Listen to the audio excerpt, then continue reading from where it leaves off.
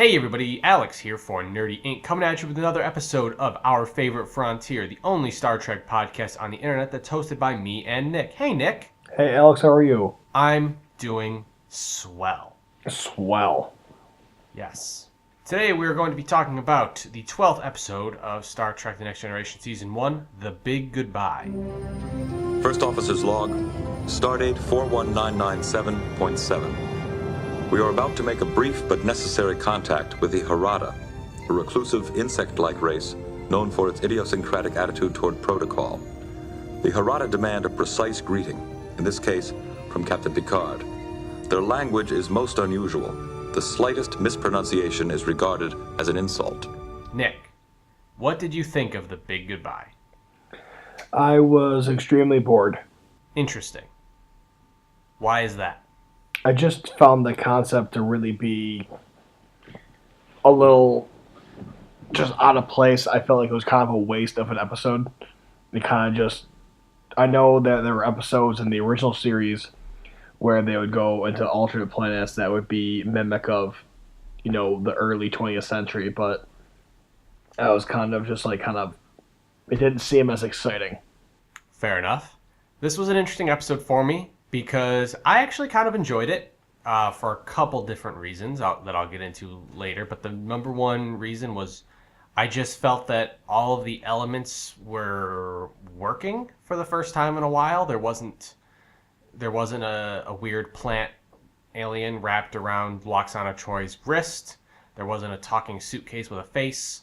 There was, everything made sense within the universe. Everyone seemed to be acting in character for the first time in a while. And this is sort of a template that gets improved upon as the show goes on, which is the use of the holodeck to explore one thing or another. Most notably, Moriarty becomes a recurring character for those who've seen the show before. But this is sort of a template that gets explored more and more, which is how the holodeck can be used in other ways. And this is just a pretty basic story, which is, hey, we go into the holodeck and we act out a story, and so we get stuck in the holodeck, whoa, and then they got to find a way out. It's just unfortunate that this time the way out was Wesley Crusher, boy genius, gonna fix everything and save the fucking day. He never really explained what he was going to do because Riker just told him not to explain it. And I was like, really? I would love for him to explain what he had to do so we didn't just Mary Sue this whole situation. Well, it would have been pseudoscience mumbo jumbo. He would have said, "Well, we noticed an anomaly with this thing, and we used a tachyon particle to blah blah blah."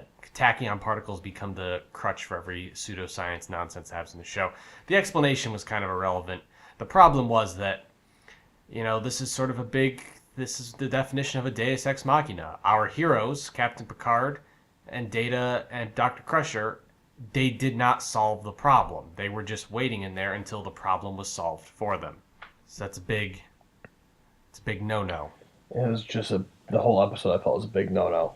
Any episode without Worf, to me, is a big no-no. If he's not present... Any episode without Worf? I like Worf, and he Fair was enough. there, but, was he? In that last episode, he wasn't really even there. I like Worf. I like That's Data. fair. Data saved the episode for me. He got me through it. I will say this episode was one of the first episodes so far that, in my opinion, had some actual good humor at times. There's one part I actually had to go back to rewatch because I wanted to say, did I just see that properly?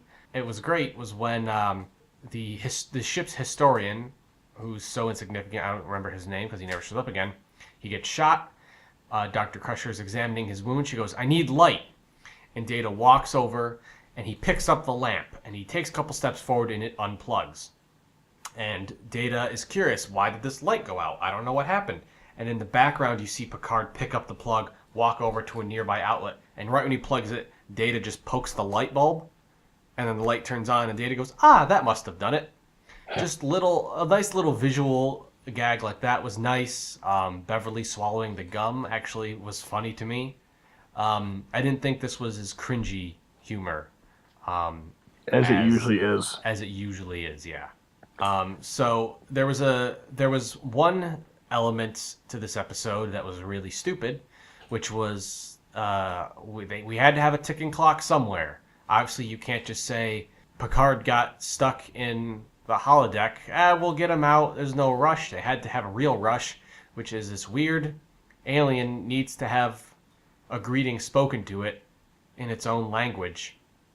And Picard is the only one that's been studying the language, and they'll be offended if you don't say the words right. That was fucking stupid. It was really stupid. It gave Riker a sense of command for a split second.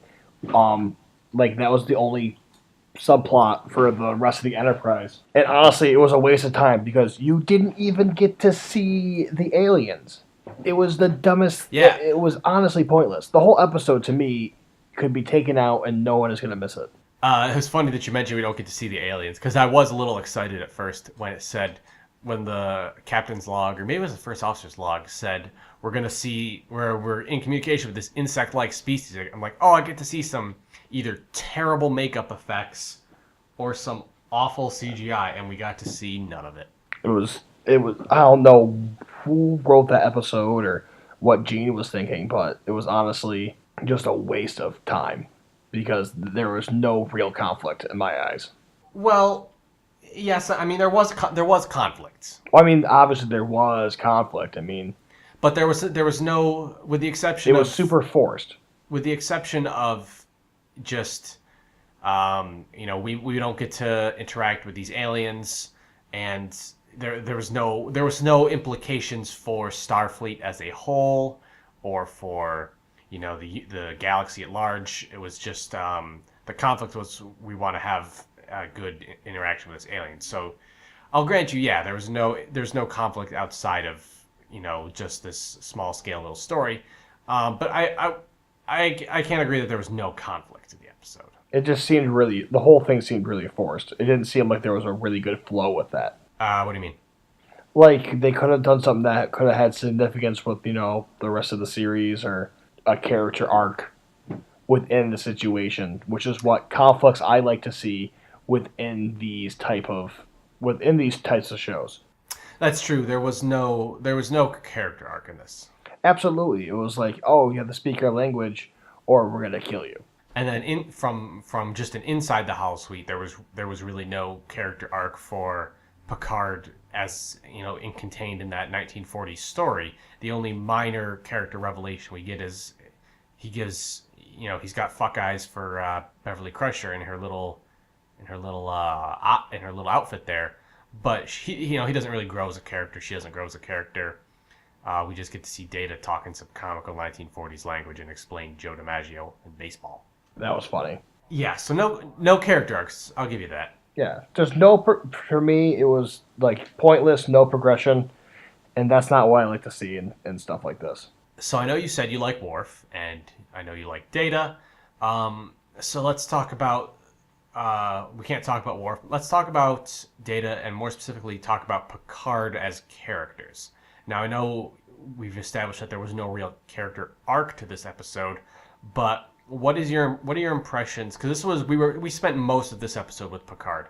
So what are your impressions of Picard as a person, basically, as a problem solver?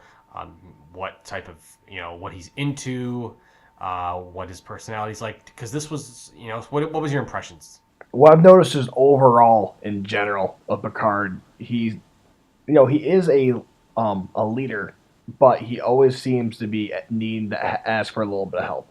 His problem-solving skills are great with help. If he has someone kind of to riff with, he's able to solve most any problem.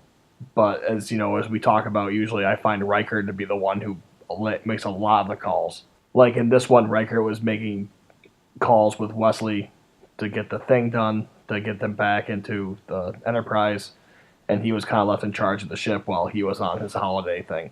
So I don't really know. I see it as him as a person because I feel like he has these responsibilities, but he's leaving a good chunk of it to a second in command and needs a lot of consulting. Yeah, I will say that the setup for the whole him going to the holosuite was really dumb because he's he's sitting there. He wants to practice this language, so he impresses the aliens. And then Deanna Troy's like, fuck it. Go to the holosuite, man. It'll be fun. That was a weird setup to just get him in the holosuite, was just to say, fuck your responsibilities. And of course, it did fall back on Riker. And then just to show the holosuite being a thing so we can have set up for future episodes. And just for the record, holosuite, I want to complain about the holosuite real quick. Go for it. The holosuite always kind of irks me in terms of the logistics. Number one, the holosuite can't be that big. So are they, like, how is there a border? Like, are they, like, if you ever look when the holosuite's off, it's about the size of, like, an apartment. It's not big, but they can somehow travel across town from the police station to Dix Hill's office. How does that work? Number one, that irks me. Number two, having Lawrence Tierney's character slowly disappear outside of the holodeck is fucking stupid. Oh yeah, that was dumb. And then he's like screaming, like, "Oh, don't you know who I am?" I was like, "No, I really don't." What would have been way better, and this is what we would have gotten had the creators of Rick and Morty written this episode, is that Lawrence Tierney's character would have taken one step out of the holosuite. His foot would have disappeared because he's no longer on the projection range of the holosuite. He would have pulled it back in, and the computer would have said, "Oh, your foot's gone," and then just generated blood gushing out as he freaks out that his foot just disappeared into thin air. Would have been way better. I think so, because he shouldn't have been able to leave the holosuite whatsoever. No, not at all. He should have disappeared the minute. And it's funny because in a later holosuite episode, Picard is trying to explain to a hologram that he can't leave the holodeck, and he shows him by picking up a book and throwing it out the door, and the minute it hits the door, it just disappears. So pay attention to your fucking physics. Now, they can't be in real danger in the holodeck. Typically, okay, so here's a little bit of, they explain this more later, just in passing lines, but basically there are built-in safety precautions so you can't get injured, but you can opt to lower them or turn them off in general. So, like, I know, like, Worf likes to go in there to do some training, and he likes to have, he likes to shut off the safety so he can actually fight or whatever, or at least lower the safety down so he can actually feel injuries. And I guess the assumption we have to make with this episode, whatever computer malfunction happened, also disabled the safety precautions. And that's why they were so surprised when, what's his name? Whalen? The historian guy. They're surprised when he's injured. Because He gets shot. He gets shot, and it actually is real for them. Yeah, like, I don't buy it. Can't get hurt. I mean, I don't think you watched it. You didn't watch the series Westworld on HBO. no, I did not. So, same kind of concepts. You go on holiday to a Western style theme park, and the people who go there on vacation cannot be injured. So they can cause inflictions on the robots or hosts, but they can't have any damage inflicted on them, but they can go along for the ride. So this sort of idea that Star Trek's playing with, to me, obviously it's the exact same thing. They go to an alternate place. It is some sort of holiday destination where they choose their adventure. But if they're just holograms, it makes no sense that they should be in any sort of danger, because a computer can't kill you unless, the computer wants to kill you in some other fashion, because these things aren't real. The explanation for the holograms is a little different than in Westworld, I would assume. But because basically this plays with the same idea that that basically how the replicators work, is that basically, just in general, this is real science I'm about to hit you with, is that light, part of the main things about light is that it acts as both a wave and a particle, and Heisenberg's uncertainty principle is all about how the more you know about, if you study it as a wave that it acts like a particle, it's this whole uncertainty because you can never know its position and speed at the same time, blah, blah, blah. Moral of the story is light can act like a particle in some situations. And the idea is here that the holodeck takes light and makes it act as a particle, so you can have tactile interaction with the hologram. Okay, that's more believable for me. Now I Yeah. can, with an explanation like that, with the light being coming particles, that makes sense to me for physical interaction. Yeah. Now, whether or not real science can ever achieve that, who the hell knows? But that's their explanation. They fell on that because for storytelling, you need to be able to touch the hologram. Just because if you're doing Klingon battle training or Dixie Hills novels, or if you're going to a Ferengi prostitution holodeck, you need to. I want to feel the pleasure of the vacation. Yeah. So yeah. This was an episode.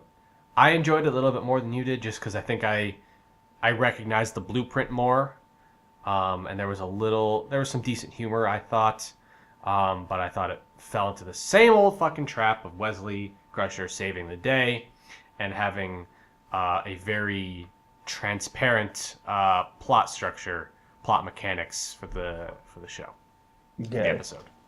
Yeah, again, not impressed. It gets better. I have to believe you. Don't worry, I think we're about halfway done with the first season. Great. It will get better. No, I'm excited to watch the rest of it. I really do trust you. I'm really seeing you through this. Yeah, it's going to get way better. So, that's all we got to say about the big goodbye. Big goodbye, long goodbye, big goodbye. But why is it called that? That's because there was that one... Okay, see, this is actually a fucking interesting... I guess this is not, because we're going to talk about it again. There's this one way more interesting concept, which is right when he's leaving the holosuite, or the holodeck, and his one little friend detective there goes, when you leave this program, am I still going to have a wife and kids back home? And Picard's like, I don't know. In my opinion, that is 1,000 times more interesting a concept, which is... these holograms who think they're real people, what is their lives? What is the boundaries of their sentience? That's a way more interesting concept to me than we got stuck in here. What are we gonna do? And the episode is called The Big Goodbye because that's the one thing that he says to Picard as he leaves. He's like, well, I guess this is the big goodbye. And then he asks that really interesting question that we don't get an answer to because Picard's like, I don't know. Well, Westworld does explore that. I know you haven't watched it yet. I don't know if you're interested in watching it, but that concept is very explored. What is the meaning when one of them goes rogue and tries to figure out what the meaning of it all is? And it's a very interesting story in that character's side quest. So, if you want to explore that option, I think that's a fantastic program for you to explore. I will have to check it out eventually. I will get to Westworld eventually. I know you have you have so much you have to watch. I have so much I have to watch. We'll eventually be able to get to everything that we've recommended to each other. That's it for this episode.